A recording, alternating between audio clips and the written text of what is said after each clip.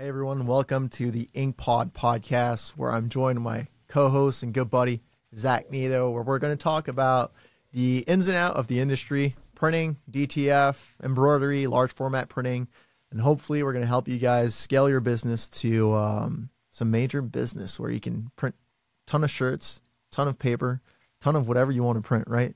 So I'm joined here today with my buddy Zach, where we met, I think, a few years back when he started selling me some amazing equipment. We stopped buying some old stuff and started buying some good equipment. So I thought that this first episode, we would jump right in, explain a bit more about our stories, where we come from, our background, and the goal for this podcast. So Zach, where do you want to start with the journey, right? The Zach journey. Yeah, definitely. First off, just want to say thanks everyone for joining us. We're super excited to launch this podcast. It's a first for me. I think it's a first for Shawn as well to do something like this. So it's something that we're really excited and looking forward to doing. We want to drop a new episode every single Monday. We want to keep it fresh. Just touch on things that we're both passionate about in the industry and try and give you guys some insight into suppliers and some cool shops and, just bring content that I think a lot of you guys would be really excited to see. So, thanks, Shawn, for the intro there. Been in the industry now 11 years. Started off basically getting let go from a company I was working for. They actually shut down the entire Ontario division. I used to work for a retail chain called Style Exchange. And I was in a position that I was like, what's next? What do I do with my life? Started doing a lot of research into popular industries and what was growing. And at that time, and still is today, the custom t-shirt industry was booming. Had a buddy actually that was selling t-shirts on eBay at the time.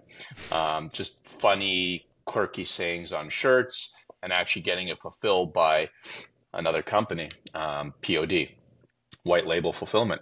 And basically swung by his place one day, while I was going through all this research, and he's just kind of showing me the ins and outs and what he was doing. And he's like, it's super simple. All you got to do is post a shirt and make a design, put some cool tags on there, and people start buying it. It's like magic. I'm like, oh, that's pretty sweet.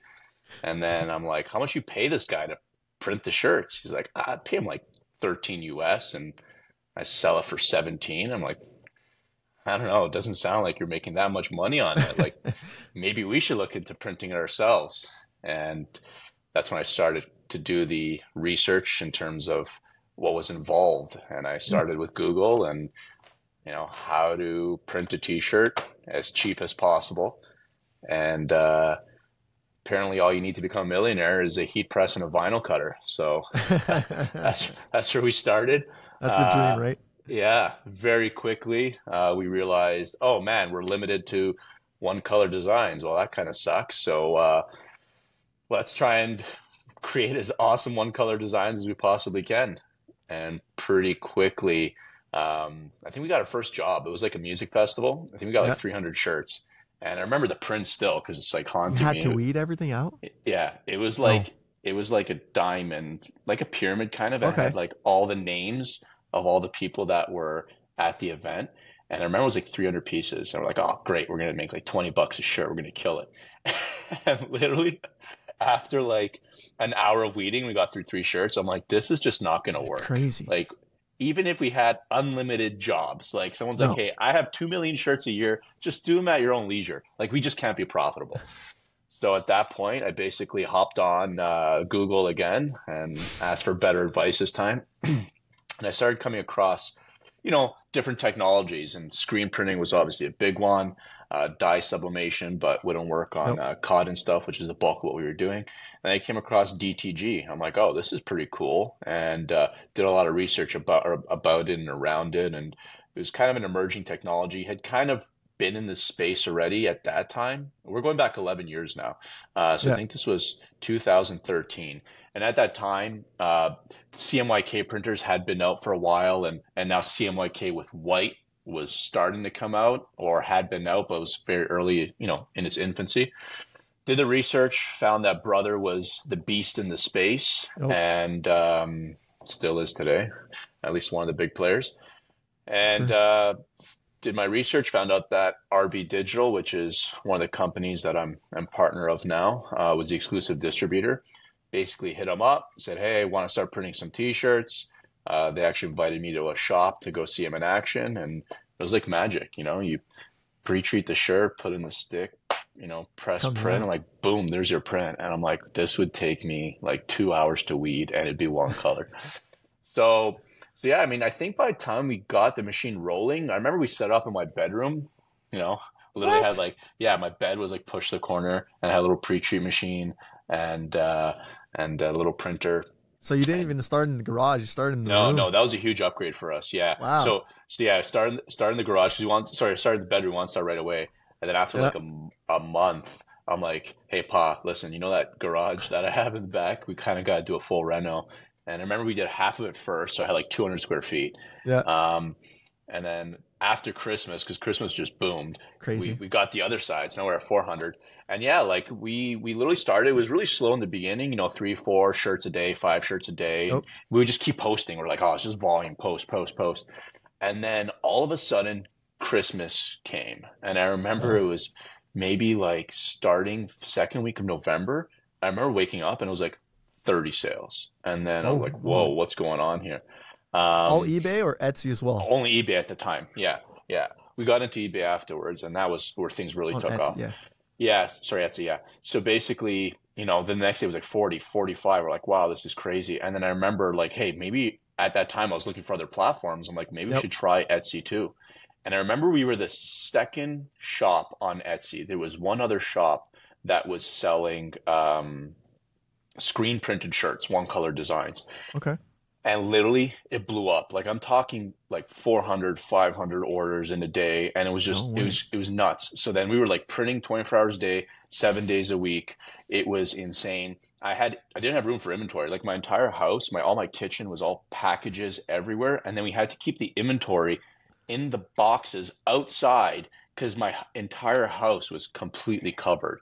Yeah. It's So we crazy. would have to like go out and pick in like the freezing cold these Yep. shirts. So yeah, it's and then we got through Christmas and we're like, wow, we have like a real business on our hands. So from there we moved into a 10,000 square foot facility. We jumped big right away. Um, at that point, I had started the business with my buddy Nick at the time, and then my cousin ended up joining, and my Nick's brother Dave as well. So it was the four of us. We moved into a bigger space, and then we had buddies who were like, "Hey, I want to print T-shirts, like, but I don't want to buy all the equipment. It was expensive. I remember at the time, I think we invested like 45 grand or something for the full Yep. setup. Um, and we're like, well, we could print for you. And then that's what kind of led to us getting into POD. Super manual. Eventually, we automated, but the business continued to grow. We landed some really big contracts. One was a company called Redbubble, which got us into bringing in some cornets, which we had running for a while. And that's it. We literally just continued to scale the business. At one point, we had close to 30 brother machines. And Wow. we started focusing really on the POD side of So people. I large mean, volume POD, that's what yeah, you yeah, got all yeah. your And skills in. yeah, and that came with like crazy learning curve because we had to develop like all of our automation. Oh, When for you're just printing sure. for yourself, it's easy. But once you start printing for 2, 3, 4, 5, 10 people, just 20, 100, 200, 300, we just really started to scale. So we were very heavily focused on on technology. We were a print company, but very heavily focused on tech. Especially with So the volume of small orders, right? It's yeah, completely yeah, high different than large. volume, one off. We had, I think, like 5,000 square feet dedicated just to inventory. And yeah, that business just grew. I mean, it was really fun. It was definitely a grind. I mean, we ran 24 hours a day, 7 days a week from October to December. That's And crazy. I just remember like the quality of life was just so difficult for us because we were young, Yep. trying to figure this out, trying to learn how to run a proper business. And I remember every year, I'm like, I just want to go to the Christmas market one day. And that was, my partner Dave, his goal too. We're like, we got to be able to do it. So every Christmas, we're like, we'd be more prepared. We call up RBdigital, like, hey, we're gonna take 6 more printers. We're gonna hire 20 more staff. And it's seasonal staff, right? Like you have to Yep. get everyone up and running and trained within a week. That's why everything had to be automated. So ran that business, believe for about 7 years. Yep. Total transparency. I just got tired of the production grind. I'd started doing a little bit of consulting, helping people, within Canada and outside of Canada internationally, trying to get their foot into POD and give them some guidance and advice. In Canada, I know, to my understanding, we're the first fully automated POD with barcode systems and everything. And I started to like that side of the business in terms of doing the consulting and guiding people to do what I once did. So from there, I remember I called one of my partners at RBdigital, Kevin Price. We have two partners, Kevin, who's based out of Vancouver, and Jeff, who's based out of Montreal. And I said, hey, I'm starting to like consulting and selling printers, and I think I could do a really good job with you guys. So that was my kind of leap of faith into jumping into not working for myself, which is something that I always wanted to do. Joined the company in the Ontario location. RBdigital, for those of you that don't know, RBdigital is Canada's oldest and largest apparel equipment distribution company. We've actually been in business 160 years starting this year, so a little bit older than Canada itself. 6 locations across the country, Montreal, Mississauga, which is Ontario, Edmonton, Winnipeg, Saskatchewan, and Vancouver. And we literally sell equipment into every single print space, whether it's embroidery. We're exclusive with Tajima, M&R, exclusive with them for screen printing, exclusive with Brother for DTG. Very heavily invested in Mamaki and Epson wide format and DTF. We do laser, we do industrial sewing, which is actually where we started. And so massive basically, into, sorry, massive into consumables as well. Like for us, it's a lot easier. Like yeah, and that was something that we weren't always really heavily focused on. We had focused more on equipment, yeah, but going back to, I think it was like 2018, when the market kind of took a bit of a hit, we're like, we just can't. People aren't buying machines. People are printing, but they're not buying machines. I think that's when the focus came in of like, hey, we really need to beef that side of the business up. And we really want to be a one-stop shop. So it didn't matter what you were printing, you could yeah, come to us. Whereas like there's a lot of other smaller players that only do screen printing, only do embroidery. So you got a shop like yourself, Shawn. You're like, I'm ordering from like 7, 9, 10 places, right? it's So to crazy. consolidate in one, you got the buying power with us, cut your shipping costs, make your Yep. account receivables a lot easier. The people managing that's a lot happier. So yeah, that's been our focus. We've really, really tried to procure the gold standard in equipment, but also consumables as well, and offer that as a package. And So it's helped us as shop owners, made our life a lot easier. And just being able to call, just calling you or calling Jill and be like, hey, would you guys be open to have this product come in for consumables, even though you don't sell the equipment for that? And just like Mitsui, right? Water-based inks for screen printing. yeah, For us, it was a huge pain to buy those inks and import them to Canada because they were always in the US, or you had to import them like if you wanted something else, right? They weren't available in Canada. Now having that just totally. be at our disposal was massive for us. It was a lot easier to jump into water-based screen printing and dive in right in. But Yeah. yeah, I mean, like screen printing consumables, when I started, we did like, and this is 5 years ago, like next to nothing.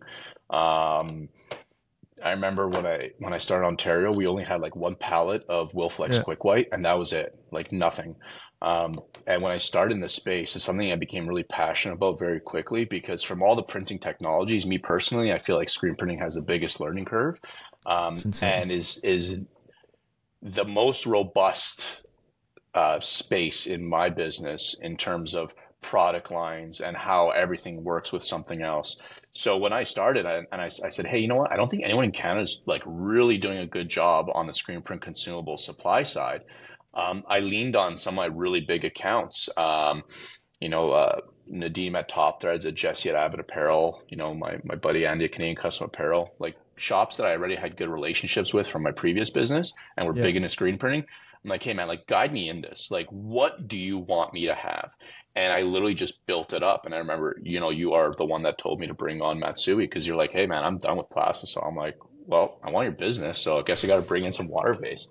And yeah. that's kind of how we built the business. I mean, obviously I go to all the trade shows and I kind of see, what's bumping and what What's people are bringing trending, in. what's working. Yeah, yeah. But definitely lean on my customers to say, hey, what do you need? Like, what's the one thing I'm missing? And that's one thing I always tell people, like, I'm confident to say that we have the most robust product offering in Canada, maybe even in North America, definitely one of the top players. It's crazy. But if there's ever anything else I need, let me know. I'll look into it and I'll bring it on. Like my goal is to make your life easier, right? Yeah, 100%. So yeah, that business continued to grow. Our company's grown exponentially. I actually ended up last July becoming a partner in the company. So there's three of us now. Congrats, man. Yeah, and it's been a wild ride. Like business has been scaling, offices have been getting bigger, our sales teams have been growing. Very heavily invested now into social media. That's been a big thing for me in the last year. So Yep. started our Instagram page with the goal of hitting 5,000 followers, and we like a week before Christmas we hit it. So I'm like, Awesome. score. But next year we're aiming for 15. So yeah, that's kind of me in a nutshell right now in this space. I love what I do. It's a passion for me, which is why I spoke to Shawn, said like our industry needs this. There's definitely podcasts out there, but I think they're very like print specific in Yeah, terms of, hey, this is what I do, only do screen printing or whatnot. But I think we want to bring something a little bit more broad to the industry, which I think will keep it fresh and exciting. And yeah, 100%. I mean, I wanted to just help work with Shawn and create a platform that I think is fun and engaging that people want to check in every week. And And I mean, Zach's not saying it because it's Zach, but Zach is kind of like the guy you want to know, right? He knows everybody. He knows everything about the industry. And he's a down to earth guy that he's going to be your friend if you start talking to him. And I yeah, think for that's what I sure. love the most about you, man. It's how easy you're able to connect to people and help them out. So it really comes out to being there and being there for people, even though you might not sell equipment, right? For sure. And that was the biggest thing for us. You just came here and we had a bunch of rock machines, and you were like, "Oh man, you're doing really cool stuff. I'd love to start helping you guys, selling you ink and things like that." And you didn't care that we had green machines, right? You just Yeah. wanted to help us and what kind of ink can I import for you guys? What are you looking into? And really helping us get contacts in the industry. So for me, when you asked me like, "Hey, you want to do a podcast? I want to help this industry grow," I was like, "Dude, why not? Like, you're the best Yeah. Yeah. co-host I could ever ask for." Yeah, So I yeah, think we definitely have a bit of a strategic advantage just because, I'm in access with the dealers around the world, the customers around the world, the suppliers around the world. So I think we'll be able to, our goal is to bring a new a guest every single week and yeah, basically, pick their brains a little bit and see what's cooking. And I think that we'll be able to bring some really fresh material every single week. So anyways, 100%. enough about me, Shawn. Obviously, like we met, through RBdigital and started to do some work, and it's been scaling. We've definitely been very appreciative to be a partner in your business. But I mean, I know a little bit about your story. I don't Yeah, know enough, but I'm sure our users want to hear. So if you want to just dive in and chat a sure. little I'll bit dive about it. in. I mean, I love the business side of things, right? I've always loved it. When I was younger, I used to play a lot of sports, and now I bring all of that energy and knowledge into the business as a team and as a sports team. And I used to do a lot of dirt bike racing when I was younger. I moved to Florida for that and to keep training and develop that skill, right? And I got hurt when I was 15 on Father's Day, actually. And after 12 days at the hospital, came back in a wheelchair, and my dad had sold everything.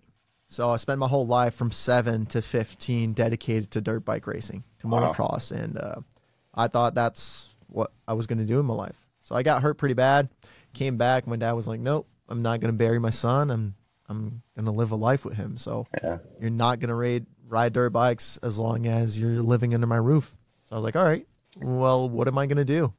I was homeschooled. I didn't have much friends, right? Because everybody was at the dirt bike track. And my dad always owned businesses. So he built businesses, sold them, built a new business, sold them. That's what he wanted. Like, that's what he was good at. Built the business, sell it when it's running. And every time we went to the dirt bike races, there was this girl. I don't remember the name of the company, but my dad always told me, she's like, "This girl is making the most money out of everybody." Because she was selling names and numbers on the back jerseys, right? It was heat Yeah. transfer. So the cutting plotter with the vinyl, and then you just heat it there. But she was selling that for like $50. But Yeah. she was doing it live, right? She was doing it live, and you pay a premium, right? You have your jersey and your name on the back of the shirt. I think it's super cool. So being 16 now, and healing up a bit, I told my dad, I was like, hey dad, I miss my friends. I miss everybody, right? They're at the dirt bike track. I'm still doing homeschool. I was like, why don't we start a business just like the girl? It's going to work out for sure. It's going to be easy. My dad was like, hey, Shawn, this is what I've been doing, right? Start businesses, sell them. It's not easy to be an entrepreneur. I was like, Dad, come on. It's going to be fun. Let's do it. My dad was like, all right. I mean, you do whatever, right? Yeah. So he bought a few machines, like a cutting plotter. I think we had a Suma printer as well at that time, because we thought it was good to have a cutting machine. Anyways, we didn't use it. We only did cutting vinyl. And Sizer at the time was really, really big, right? They had their Defense, I think, Sizer. So we were using that and did a few tests, and it worked fine. I went to Sanmar Supplier, which was right next to us in Florida at that time. So I went there, bought some like Gildan hoodies and joggers, and we went to the first big national, which was like a week long. It's called the Mini O's. It's in Gatorback. So we went there. My dad was like, Shawn, it's not easy. It's going to cost you money to sell there. So I called the girl. I was 16. I was like, all right, how much does it cost to sell? And so the girl was like, it's $5,000 just to be there as a seller. Yeah. My dad was like, American. Shawn. Yeah. She's like, Shawn, like, you know where you're getting into? I was like, Dad, come on, let's do it.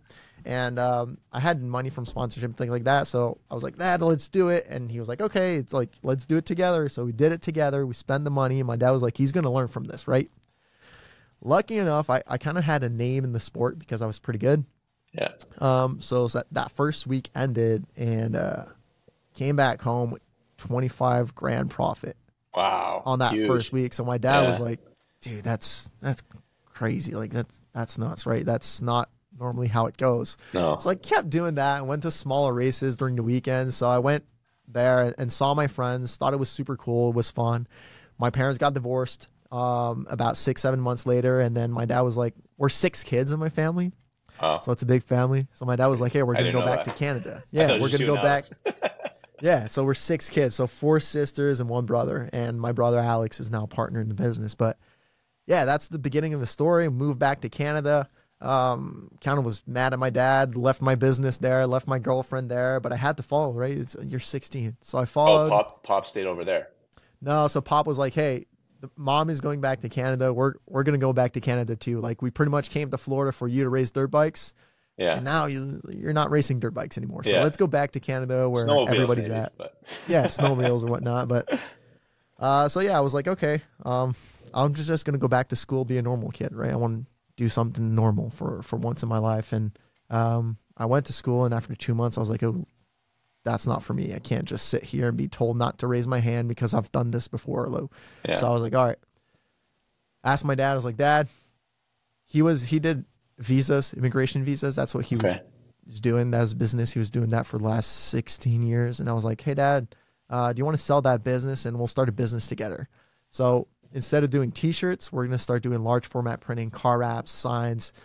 There's a huge market, right? It's not just dirt bike racing. Yeah. It's like every business needs that. It's going to be massive. We're going to make so much money. Like, it's going to be insane. I was 17, right?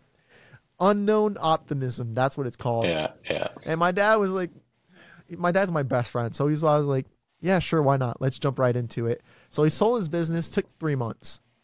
I was like, wow, that's crazy. That's fast. So sorry, did you go to post-secondary, or did you finish high school? Because you said you went to school and you said it wasn't for you. So I finished high school. So I stayed there the whole year, but like 2 months since, I was like, I need to figure something else. Like, I need to do something else with my time. It's crazy.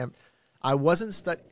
So because I was homeschooled in Florida, you can go as fast as you can, right? Like math, algebra, and all that. You can do them as quickly as you want. So I was doing Calculus 2, which is pretty much college math. And yeah. So when I came here to Canada, it's like you have to do your 536s, which is your high math. But I've done that 3 years prior. So for me, it was super simple to do. I never studied, never did anything. So I was kind of bored. And I wasn't allowed to raise my hand because the teacher told me that to get the answer, I wasn't taking the right path. I was just using another path that was a lot simpler and easier in my mind. So she told me, you're confusing people. You're not allowed to raise your hand. So that was it. At that point, I was like, all right, I'm I'm going to finish my year, but that's it. I'm not going to go to college. And after that, that's not what I want to do. I want to own my own business. Yeah, it's so funny because like I'm drawing so many similarities from kind of my story. And even with my Right. dad, I mean, my dad also always owned his own business. He was a builder. He owned an own electrical company. And when I Right. told him I wanted to start printing t-shirts, he's like, "Are you nuts? Like, Yeah. you're gonna sell them on eBay? Like, who buys What anything are on you going to eBay?" do? Yep. But like your dad, he was there to support me. Like, and he's been there to support me through my all my business ventures, whether and he's not actually there was Christmases where he would literally come and he would quit his job or whatever project he was working on and Yeah. come work for me for minimum wage, night shifts, folding t-shirts for like 12 to 14 hours. So it's really cool to see that you had the support or, even just, hey, Pod, actually, he was just here, like literally I painting this know. black wall, like right now, because I'm doing a podcast. I need a nice black wall. He drove all the way over here to paint that. So it's really cool to see that you had that. And even on the school side of things, like I Yep. had full scholarships to university. And I literally went for 1 month and then I dropped out.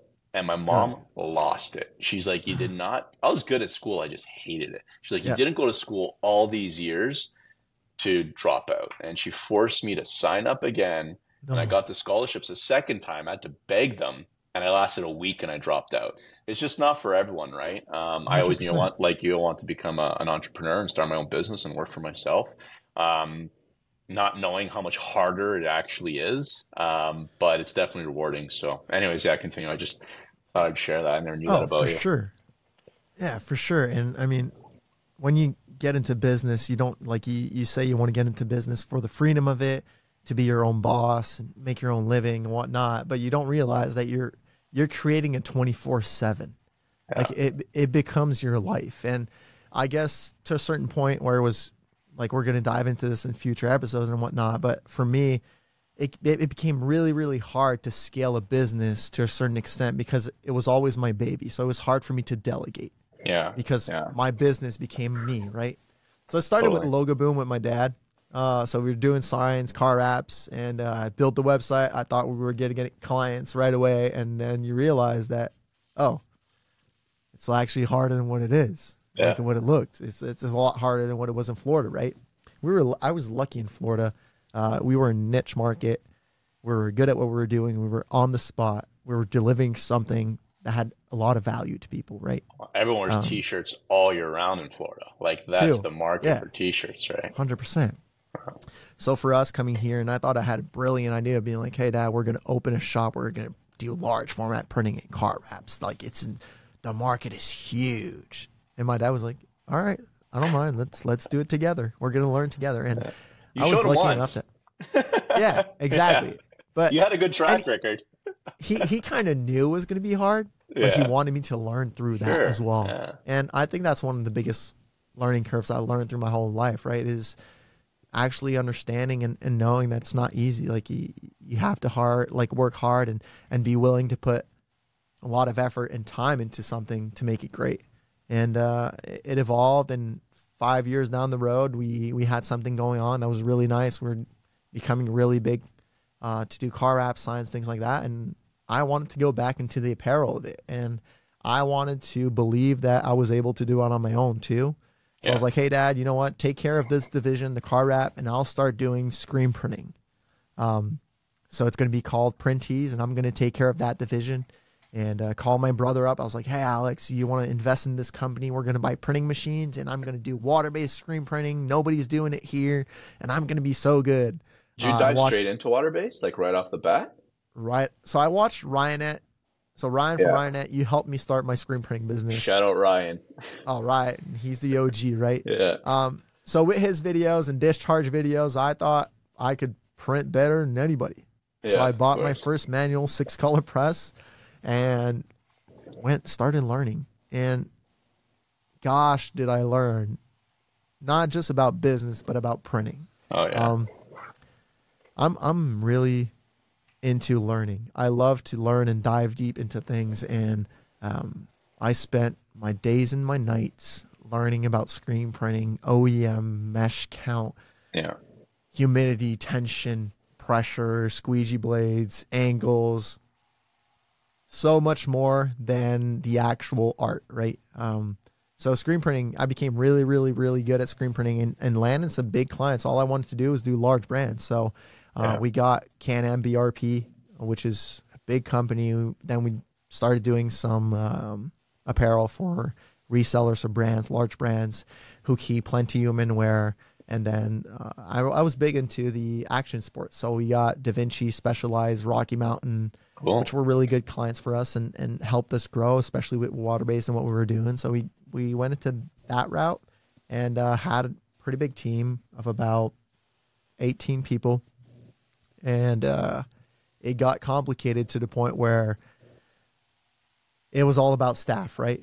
It was all about hiring staff and keeping the building, like building those foundations. And then you get new ideas. You hear about people doing POD and how much they're making money. And then you want to, again, unknown optimism, jump into the bandwagon and be like, oh, I want to start doing that and do this. And so we had something really good going on. And I wanted to spread my wings and start selling t-shirts every other way that people were selling t-shirts because I wanted to make more money. So got into Inksoft, started using online stores, starting to link with ShipStation to start offering POD fulfillment. And that's when the business got really, really complicated and started not making so much money because we were doing so many things that we weren't good at. So we became a jack of all trades, but a master of none, right? Because we were diversified in so many things. And my brother came and joined the business, which now the whole business is joined together. 360 Auto Wrap and Printees. It's kind of like a big family. So my dad still takes care of the operation of 360 Auto Wrap as managing the staff and all that. And my brother and I handle more of like the marketing and RH of like human relationship with the team, HR, and pretty much making sure the business comes in the door.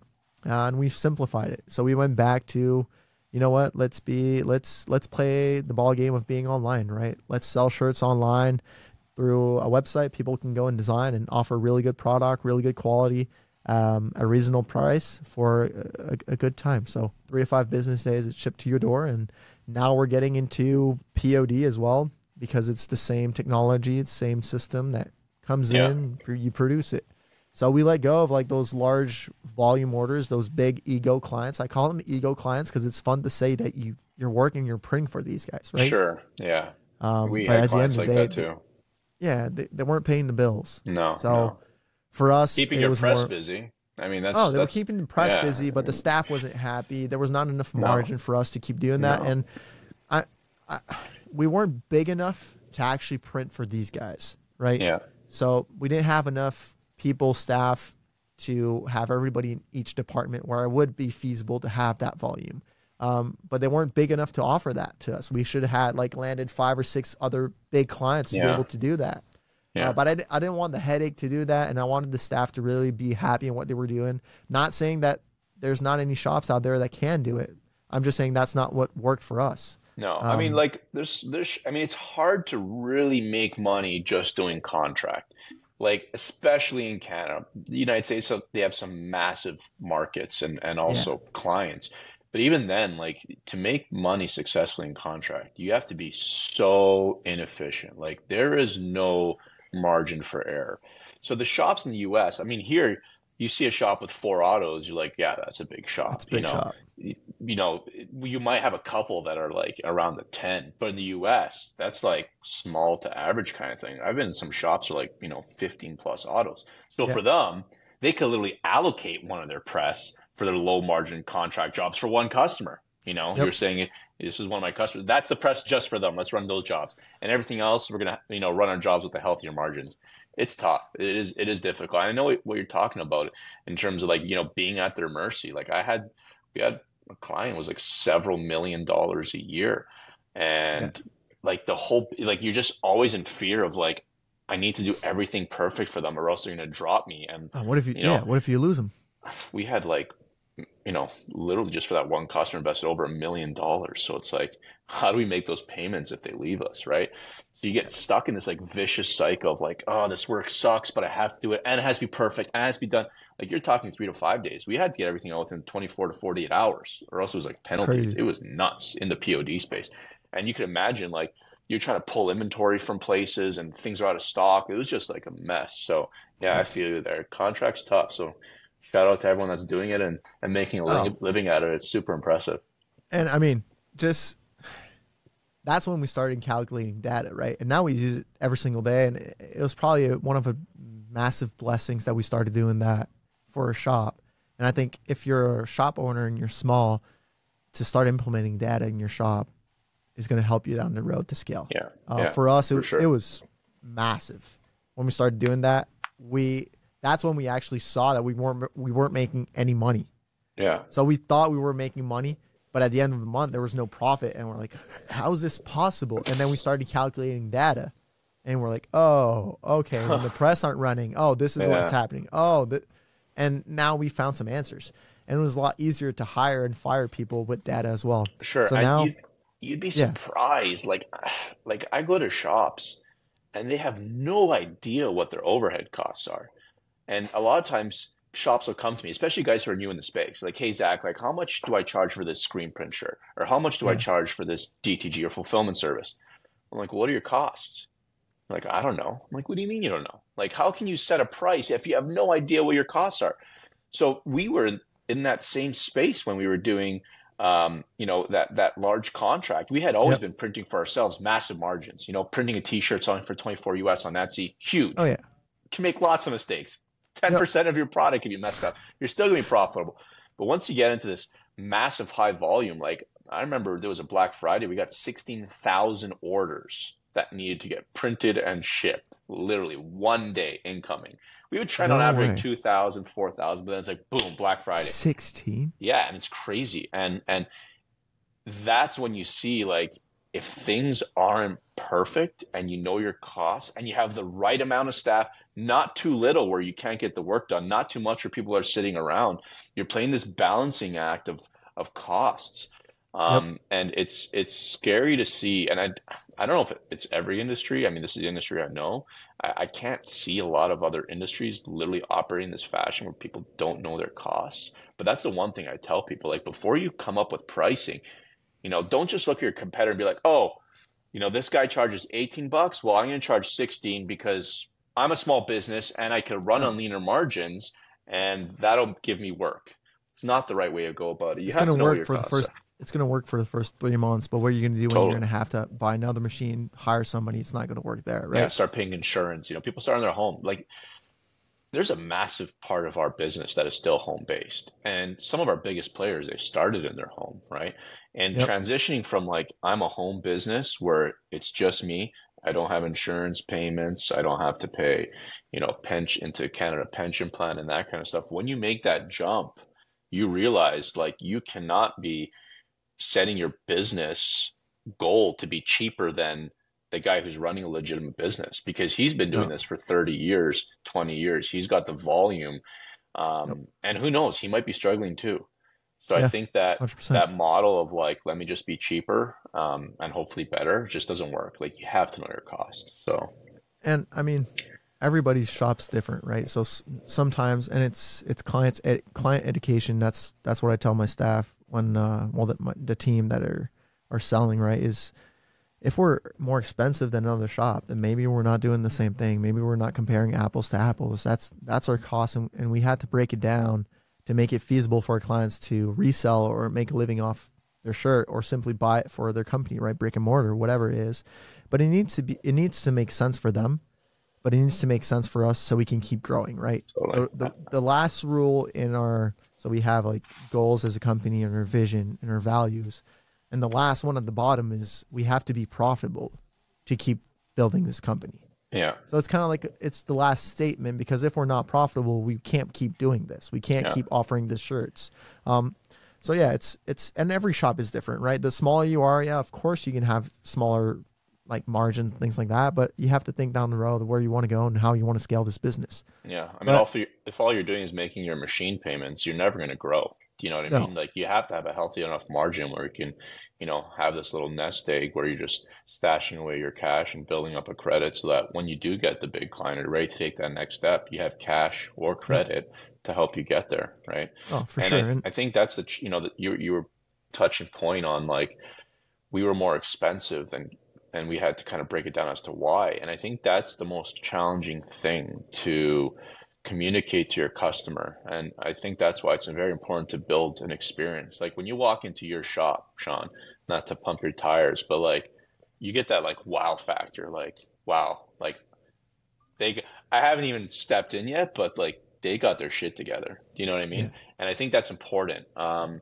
it's got to follow through from every aspect of the business. Not just can't look good and you get the jobs late. So I think like creating that experience for customers that will give them the trust in investing, because that's what they're doing at the end of the day, into your business, is I think the challenge, and an area that a lot of people overlook. So I think that's another area that people really need to focus on, to make sure that they can build that clientele and keep them. And you know what? You'd be shocked how many customers would come to us and they would say, I want to give you my business and you're getting 300 POD orders a day and I need you to do it for this amount. I'm like, I can't, it's like 20% less. And they're like, I know, but I have the volume. And like, if you want the business, that's where it needs to be at. I'm like, sorry, man, like I know my costs. I can't do it. Yep. And I'm gonna have to let this one pass. I'd love to do the work for you. And I know I'll do a great job, but maybe there's someone out there that's doing something that I'm not, and they can make a living printing for you. So I think you should give them a shot. And Yep. literally 30 days, 60 days later, they're They knocking come on the back. door. Hey, the guy that said he could do it cheaper is sending out 15% of his stuff with the wrong artwork or crooked or missing deadlines or doesn't have good QC. So the shirts have holes or sending out smalls instead of larges. And like, I know you got your stuff together and I'm here and I'm ready to do business. And I think you just have to take that stand sometimes because you can't have that mentality, especially when you're a small business that like, I'm going Yep. to do everything and I'm going to make money doing it because you just can't. You'll just work. You'll just work. I see some shops like their presses are constantly spinning, but like they can't be making money. I see what they're charging. I sell you the ink. I know what your costs are. There's no Yep. way you could turn a profit here. And that's like an issue I think that plagues our space, our industry. And For you always sure. got the next guy that's going to do it cheaper than the other guy, that's going to do it cheaper than the other guy, and everyone just keeps lowering the bar, lowering the standard, and lowering costs, and no one can end up making money. So that's the tough part, which is why I think you've been successful in carving out a niche, Yeah. and being a premium service. Like this is what you do. You know what I mean? I put out good work and I charge for it. Exactly. So And I mean, I think this is the goal with the podcast too. And I think my goal as an entrepreneur that's been in this industry for the last 13, 14 years is to help younger entrepreneurs or veterans not make the same mistake I made to be able to scale, right? So if I can help 3, 4, 5 people make more money down the road just because they're not making the same mistakes I made, then amen, right? Especially now with the entry to market with DTF that's so low compared to what it was before. And I yeah, mean, the first month of this podcast, we're hopefully going to have just talk about DTF because it's so big in the market right now, right? And sure. it's changed our business here at Printees drastically, massive. Like we were running a shift with 2 screen printing autos nonstop, and now 20% of our job is screen printing. Everything else is DTF or DTG. So Your that's presses are running, but they're applying transfers with the Stampinator. yeah, exactly, right? Yeah, So we just yeah, converted the shop, but I like the yeah, goal. My goal here as a co-host of this podcast is really to help young entrepreneurs, veterans in the industry, make more money at the end of the year, just be more profitable by sharing what we've learned over the years and what we're applying and what we're doing, and our marketing tricks and what we do, what's working, what's not working, how we're able to scale the business and test what we do here in our shop, and see what's not working, and sure. have guests come on that can share the same knowledge, right? That Yeah, they're just bigger. They just have bigger shop. They're leading manufacturers of the industry, and they're telling us what's coming out, what to look for, and what to buy, and how to use it.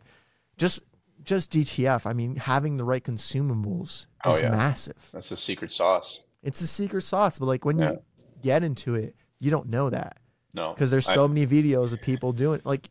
So totally. that's my Yeah, goal here as a co-host in the podcast, and hopefully can help more people be more profitable and buy the right equipment and scale their businesses. yeah. So I mean, I'm lucky enough that that's my daily job, and I feel like yeah, that's why I love what I do. getting into the space, there wasn't much guidance available for me. I mean, if I needed help with the printer, give RBdigital a call and they'd walk me through. But it's amazing to see in the last several years the amount of resources and conferences and classes, online marketing classes. It's just cool to see how much content is really out there to help and educate. Yep. I mean, if I started now, I feel like I would have saved myself hopefully, maybe I found other headaches, but a world of headaches for myself. So I'm lucky enough to wake up every single day and know that I'm going to work and helping people improve their business. Like you said, connecting with young entrepreneurs, people that want to work and they want to put in the effort and energy to build something great, and knowing that I'm playing a small puzzle in their, journey is Yep. huge for me. So I love what I do, and I think that's why I really wanted us to do this, because this is just an extension of my passion for the industry, and couldn't be happier to do with you, buddy. Excited, man. So I think we can wrap this up for the first episode, and I guess you guys can follow along. We're going to be on YouTube. We're going to be on Spotify. We're going to be on Apple Music, Instagram, Facebook. It's all under Ink Pod Podcast. You can also follow Zach and I on Instagram, Facebook, and YouTube. We're going to share more about what we love and how we can help you guys grow, right? So excited for the first episode. RBdigital World. Yeah, my personal Facebook, I've cleaned it up massively, and so gotta be a friend RBdigital of family World. to get in. Yeah, at RBdigital World. Got a baby now, so can't let everyone peeking in. You know what I mean? Yeah. All right. So Awesome. thanks guys for joining in, and see you on the next one. Yeah, Have a good take one. care. See ya. Bye. Ciao.